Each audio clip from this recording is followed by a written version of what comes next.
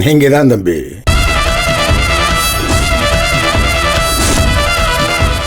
Sir நான் எப்படி sir?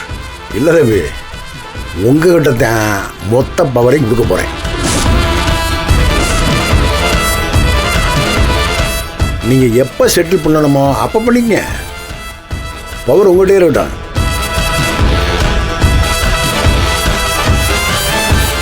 அண்ணா எனக்கு புரியல, ஏன்னா எங்ககிட்டலாம் எங்ககிட்ட இருக்கக்கூடாதா? ஏன்னா நாங்கள் பார்த்துக்க மாட்டோம்னு நினைக்கிறீங்களா? ஏப்பா, உங்களுக்கு செய்யறதுக்காகத்தானப்பா அவருக்கு பவர் கொடுக்க நினைக்கிறேன். நீங்கப்பா கொஞ்சம் யோசிக்க தெரியாத ஆளாக இருக்கீங்க. இப்போ நான் ஜெயிலுக்கு போன போது மொத்த சொத்தை ஓம்பையில் எழுதி வச்சேனா இல்லையா? அதை கூட வச்சுக்கிறது தெரியாமல் திருப்பி எழுதி கொடுத்தவன் தான் நீயே. சார் ப்ளீஸ் அதெல்லாம் வேணாம் சார், தப்பாக எடுத்துக்க போகிறாங்க.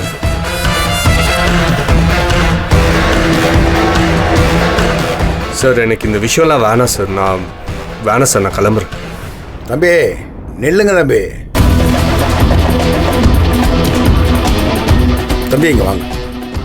இல்லை சார் எனக்கு வேணாம் சார். இருங்க, எங்கள் அண்ணன் உங்களை முழுசாக நம்புகிறார். நாங்கள்லாம் அரைக்குறையாக தான் நம்பினோம், ஆனால் இப்போ கொஞ்சம் கூடுதலாகவே நம்புகிறோம். எங்கள் அண்ணன் சொன்னபடியே இருக்கட்டும். இல்லை ஞானம் சார், வேணாம். கதிரும் யோசிக்கிறாரு, கரெக்டாக இருக்காது.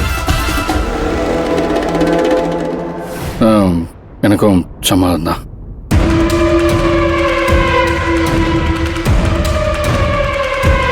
ஆனால் நான் என் மேலே நம்பிக்கையிலேயே தான் கேட்டேனே தவிர உங்கள் முடிவை நான் என்றைக்குமே மறக்க மாட்டேனே. ஒன்றும் பிரச்சனை இல்லைண்ணே, அவங்களே எல்லாத்தையும் பார்த்துக்கிட்டோம்.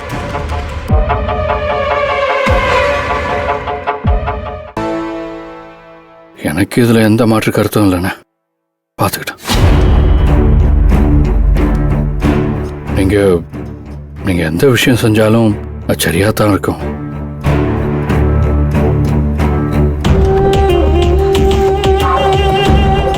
அது கிடைக்கட்டும்ண்ணே, நான் எப்பவும் உங்கள் கூட தான் நிற்போம்.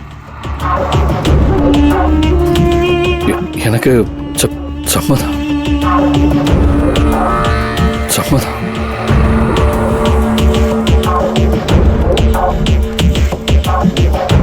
தம்பி இங்கே வாங்க.